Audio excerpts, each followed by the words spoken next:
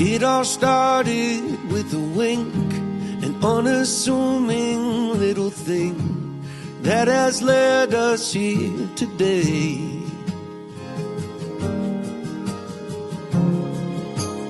We had both loved and lost, and we'd both been on first dates, but this one was different.